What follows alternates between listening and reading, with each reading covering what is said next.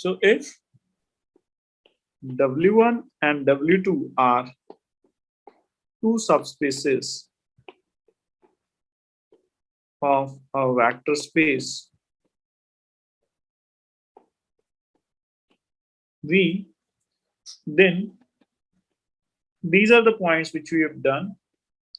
First of all, W1 intersection W2 is also a subspace of V.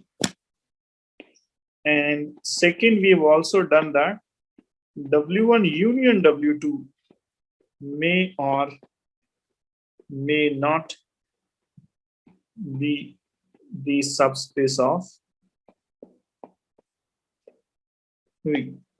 May or may not, precisely we'll say that in general W1 union W2 is not a subspace of V, but it happens, I mean, it can be a subspace of V if and only if either W1 is a subset of W2 or W2 is a subspace of W1. That is the case which we have already done, right?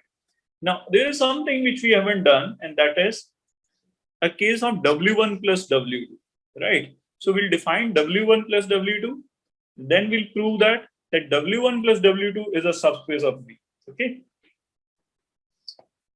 If you have W1 and W2 are two subspaces of V or can be any subset of W, then W1 plus W2 is defined as you take first element from W1, any element, and take any element of W2, and you take the addition of these two. So this is basically a set of additions where the first element comes from the first set and second element comes from the second set. This is something we call it as W1 plus W. Now, always keep in mind, this addition makes sense even if W1 and W2 are not subspaces of V, right? Even if they are, just sets, even then we can define W1 plus W2. But they'll become a subspace of V if your W1 and W2 both are subspaces of V, right? So in general, this definition makes sense for any set. But in case of subspace, if you want the W1 plus W2 should be a subspace, then W1 and W2 individually should be the subspaces of the same vector space. So we'll start theorem, and that theorem says what? Says that if W1 and W2 are two subspaces of V, then W1 plus W2 is also a subspace of V. So can anybody tell me how to prove that something is a subspace or not? सबके elements का सम भी V में belong करेगा. देखो सीधी बात है, two elements from a particular set which you want to prove that it's a subspace, so the sum of those elements should always go into that set. That means that particular set should be closed under addition and scalar multiplication. Yes, is it fine? That's what we have done in order to prove that some set is a subspace or not. Yes, sir. Isn't it? Okay. So what we're going to do, so we know that W1 plus W2 is a set where the first element comes from the first set and second element comes from the second set, right? Now, given that your W1 and W2 are the subspaces, I've already told you that W1 plus W2 will be a subspace only if W1 and W2 are the subspaces of V, right? Of the same vector space. So now you pick two elements from this set. Which set? W1 plus W2. So let XY belongs to W1 plus W2. So since it belongs to W1 plus W2, so of course it carries the same nature as the nature of the elements of W1 plus W2. So that means your X will be sum of two elements where the first element comes from the W1 and the second element comes from the W2. So X will look like something like W1 plus W2, where W1 belongs to W1 and W2 belongs to the W2. Similarly, your Y is also of the same nature. So Y should also look like W1 dash plus W2 dash, such that your W1 dash comes from the W1 and W2 dash comes from the W2. Now, you need to prove that the sum of two elements should also fall in W1 plus W2. So you take the sum, that means X plus Y. So it becomes W1 plus W2 plus W1 dash plus W2 dash. Now, what do? You simply take these two elements together and take these two elements together, right? So it becomes W1 plus W1 dash plus W2 plus W2 dash. Now, you see that since your W1 and W2 are the subspaces, so elements of W1, the sum of the elements of W1 should also belong to the W1, and sum of the elements of W2 should also belong to the W2. So this is element, this green element will always be the part of W1, as W1 is a subspace, and W1 and W dash both are the elements of W1. So that's why the sum will also belong to the W1. So similarly, the yellow part also belongs to the W2. So where do you see that the sum X plus Y can be written in such a way that it is now the sum of two elements, such that the first part lies in W1 and the second part lies in W2. So which makes that, so which implies that X plus Y belongs to the W1 plus W2. Yes, are you with me on this? Yes, sir. Okay. Now you need to prove the scalar multiplication, right? That is also quite easy. Let alpha belongs to the real and you take X belongs to the W1 plus W2. Now, if you take alpha X, that means alpha times W1 plus W2. So this is alpha W1 plus alpha W2. So again, if you look at this, so the first part belongs to the W1. Why? Because W1 is a subspace. So alpha W1 should also belong to the W1. And similarly, W2 is also subspace. So alpha W2 should belong to the W2. So that means this whole thing is now of the form that your first part belongs to the W1 and second part belongs to the W2. So that means the structure of alpha X is also aligned with the elements of the W1 plus W2. So that means your alpha X should also belongs to W1 plus W2. So it means that W1 plus W2 is a subspace of V. Right? Now I'm mentioning a very important result. I'm not going to go to the proof of that. That is very lengthy. And the proof is also not the part of our syllabus. So, so let's say this theorem is, I'm just stating this theorem. If W1 and W2 are two subspaces of a finite dimensional vector space,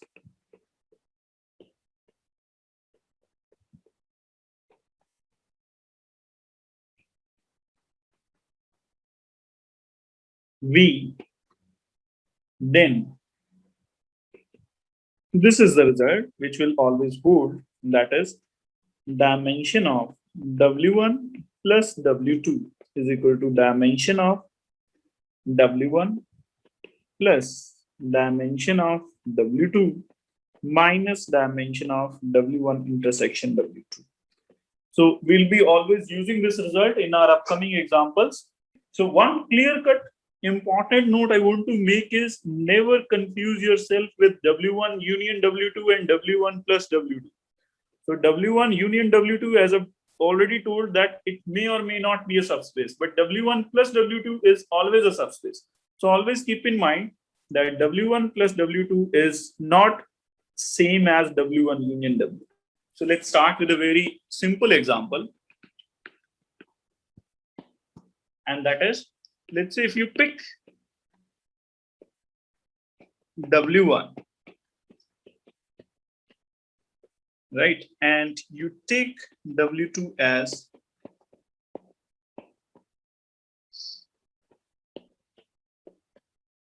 so what would be W1 plus W2?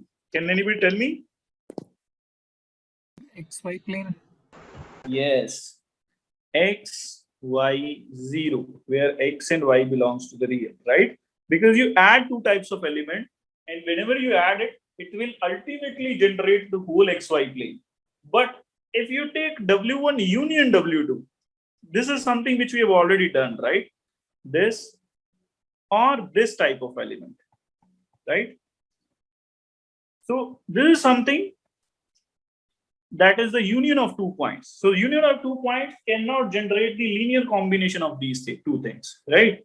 So this is something which is different from the W1 union, W1 plus W2, right? So this is different and this is different. These two are different. Yes. Are you with me on this?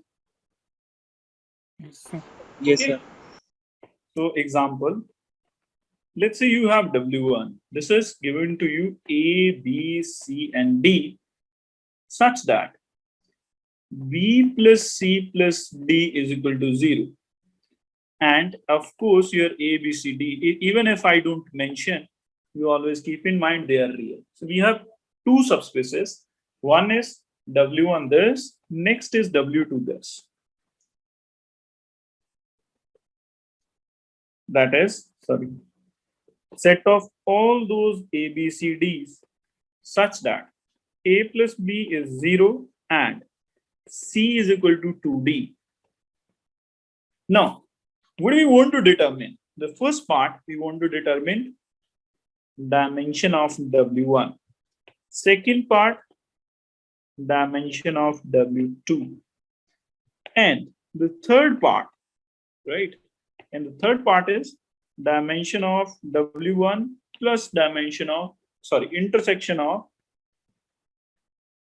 W2, right? These three things we want to determine. So now you understand how it works. So what is your W1, right? Come to the first part. So this is a vector which is like column vector A, B, C, and D, right? So there is one restriction which is given to us, and that restriction is your A, B plus C plus D is equal to 0, right? So you always think like that you have a 4 tuple, that means you have 4 degree of freedom, right? So you can move in 4 directions. That's why the dimension is 4, right? But if you have one restriction, that means it will give rise to the one reduction of the 1 degree of freedom. Okay, I'll explain it further. But for now, you can replace any one of them, B, C, and D. How? You can replace, you simply write A, B, C, and in place of D, you can write minus B and minus C. Isn't it? From here, you can find the value of D and you write the minus B and C. Yes, you're with me? Yes, sir. So basically, now you can replace D, right? So D was your redundant variable sort of. So D was not original degree of freedom. D can be replaced by minus B and minus C. So now you can write it as A times B 1 0 0 0, right? Why? Because this A is not present any three of in these three positions. Then you can put a sign of plus. So here there is no B. Now here is B.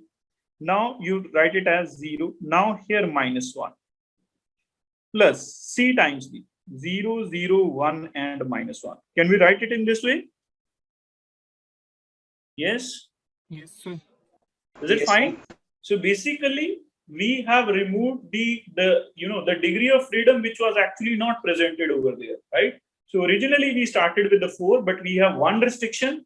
So basically, this W1 has dimension 3, right? Why? Now this you say that therefore basis of W1. So basis of W1 is nothing but these vectors, and these vectors are what? 1 0 0 0, and the next one is 0 1 0 minus 1, and the next one is 0 0 1 minus 1. Yes, are you with me on this? Yes, sir. Now come to the second part.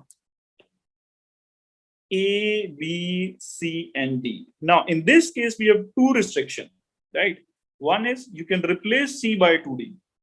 So your C is 2D, D. You can also replace D by C by 2, right? You can put the value of D as well. From here, the value of D will be C by 2. But the only point is, I don't want to generate the fractions, right? You can do it, but let's say make the thing simple. So now your A plus B is 0. So you can replace any one of them. So let's say A and minus A. So now, after including those restrictions, now we are left with only two unknowns, that is A and D. So basically, this can be written as A times 1 minus 1, 0, 0 plus D times 0, 0, 2, and 1. So therefore, basis of W2 is 1 minus 1, 0, 0 and 0, 0, 2. Need more space over there. 0, 0, 2, and 1.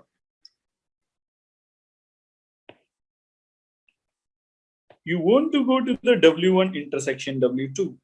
So that means you need all those, all those restrictions which are over there. These restrictions are A, B, C, D. It should also satisfy B plus C plus D 0, right? Because the first restriction is G plus C plus D is equal to 0. And rest of the restrictions are A plus B 0 and C is equal to 2D, right? So A plus B is 0 and C is equal to 2D.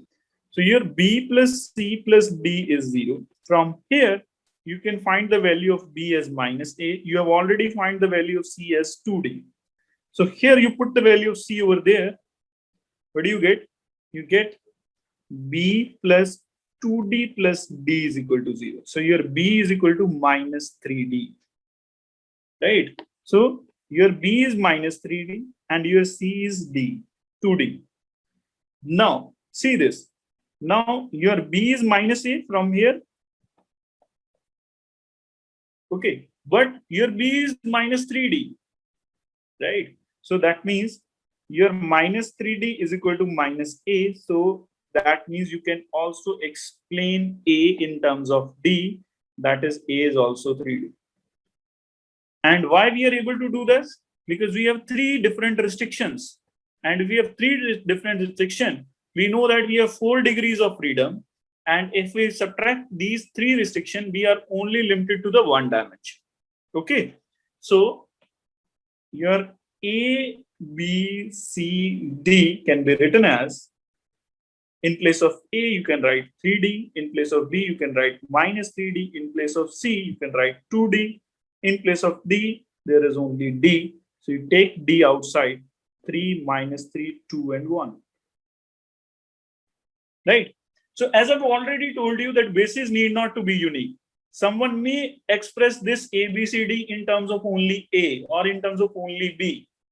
But dimension should match, right? You cannot come up with a basis having 2 elements. If the basis include 1 element, the number of element will remain same in the basis, right? That will not change. But yes, basis may not be unique, but the number of elements will always be fixed. So here you can see that, therefore, dimension of W1 intersection W2 is 1. And if you want to write down the basis of W1 intersection W2 is equal to this vector, 3 minus 3, 2, and 1. Right? Yes. Are you with me on this? Yes, sir. Okay.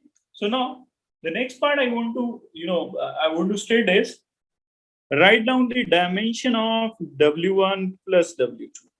So this can be written as dimension of W1 plus dimension of W2, as we have stated in the theorem, dimension of W1 intersection W2.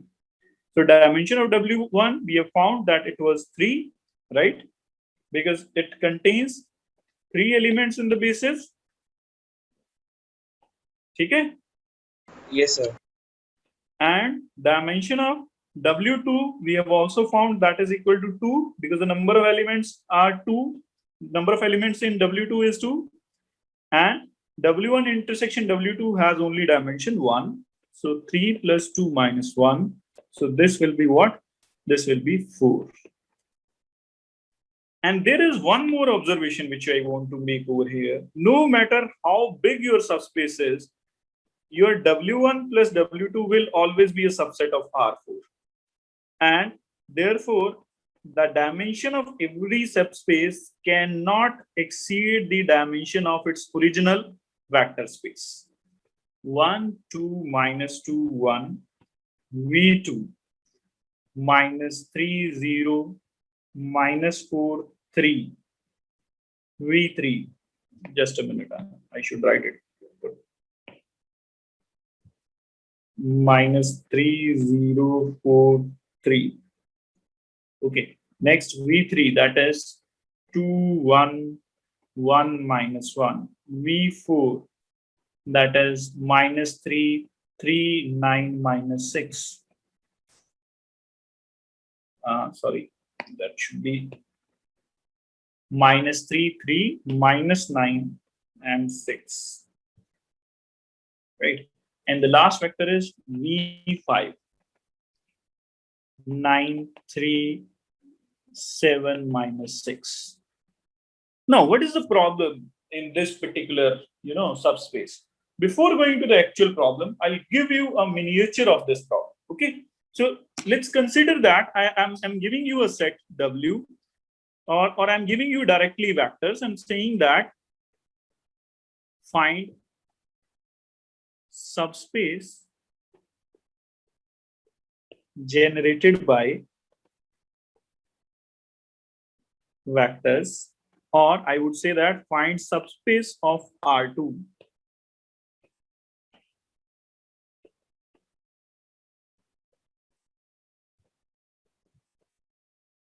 generated by vectors 1, 0, 3, 0, 5, 0, 7, 0. Can anybody tell me what should be the subspace generated by these vectors? X-axis. X-axis. But what is the problem with these vectors?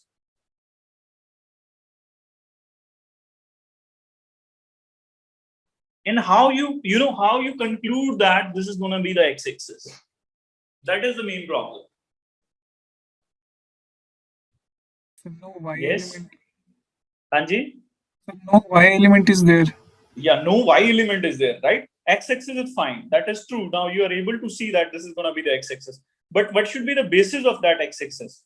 Sir, linearly dependent. Linearly dependent. So what happens actually in the linearly dependence case? Can you recall one line which I've said in the last lecture of basis? That is, a basis should be maximal Li set and minimal generating set, right? Yes, sir. So only this vector is enough to generate the basis of X-axis, right? Or only this vector is enough to generate the basis of X-axis. So rest of the vectors actually do not give any extra information, isn't it? Because they can be generated through the linear combination of these. So let's say you can kill any 3 vectors and only one vector can do the job, isn't it? Yes, sir. Yes. So समझ आ रहा है सबको? बोलो. Yes, sir. Are you getting my point? Yes, sir. ठीक है. So what I'm saying is, you put these vectors row wise into a matrix and try to find the echelon form. So you see that if you multiply this by this first row by 3 and then subtract it from R2, and by 5 and subtract it from R3, by 7 and subtract it from R4, so you'll get this thing. So now this will give you the basis. Why? Because rest of the vectors were nothing but the linear combination of the first vector. So they were sort of redundant to us. The information was not useful for us. They can be generated through the various combinations. in this case also, we have the maximum dimension can be 4, right? But we have given 5 vectors, these 5 vectors.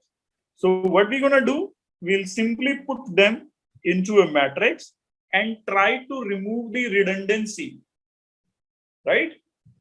Isn't it? ठीक है?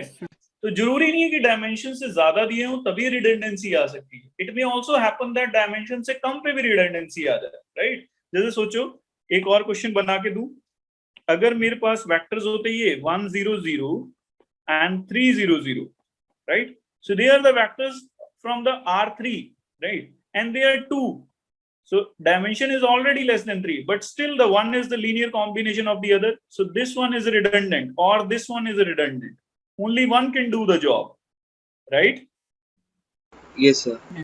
So whenever you are given the vectors and you are asked that try to find the subspace generated through these vectors, what are you gonna do? You simply put them into a matrix and try to test them whether few rows can be killed through the elementary row operations, right? If few rows can be discarded, can be eliminated, then fine.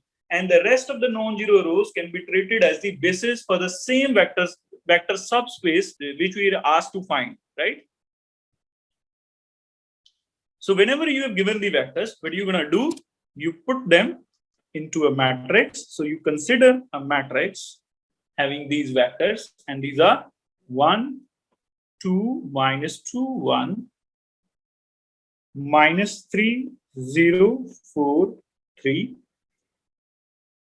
2, 1, 1, -1, -3, 3, -9, and 6. So now try to find out the, linear combinations of that. So first of all, what we're gonna do, we'll simply make zeros at these places, isn't it? Yes, sir. So we shall multiply this row by 3 and then add it to the R2, and then multiply by 2 and subtract it from the, and then this can also be treated in the same way. You operate on R2 plus 3 times the R1, R3 minus 2 times the R1, R4 plus 3 times the R1, R5 minus 9 times the R1. So it will look like 1, 2, right, -2 and 1. So here you multiply by 3 and add it. So this will become 0. So you multiply by 3 and add it to this, 6. And similarly multiply by 3 -6 and you add it. This will become 3, 6. Is it fine that it will become -6 and +4 -2? Yes. Am I writing it right? Sorry, it was -4 over there. Right? It was -4. If I am sorry, it should be -4 over there. Okay. That is -4 over there. So this will become -10. Right? And then multiply by 3 and then you will get the 6 over there. And similarly, multiply by 2 and subtract 0, 4, 1, and then this will become -3, right? And similarly 5 -3. So I'm entering directly the calculation. Now you see that this is in the most reduced form, and all other rows are the linear combination of this. If you multiply it by 2 and add it to this row, this will become 0. You multiply by 3 and add it to this row, this will become 0. You multiply by this row by 5, then subtract it from here, then this will also become 0. Okay? operate on R2, R2 plus 2 times the R3. Operate on R4, R4 plus 3 times the R3, right? And operate on R5, R5 minus 5 times the R3. So what do you get? You will get the first row as it is, and second is 0, third will remain as it is, and last 2 will also be 0. So now you interchange R3 and R2. So you get 1, 2 minus 2, 1, 0 minus 3, 5 minus 3, 0, 0, 0, 0, 0, 0, and last row is also 0. So that means this part is the most informative part. Rest of the part was redundant. So we say that basis of, therefore basis of subspace will be only these non-zero vectors.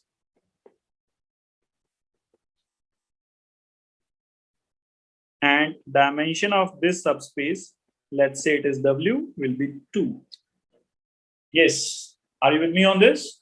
Yes. Yes, sir. Okay, so I'll put the last question. Is R2 a subspace of R3?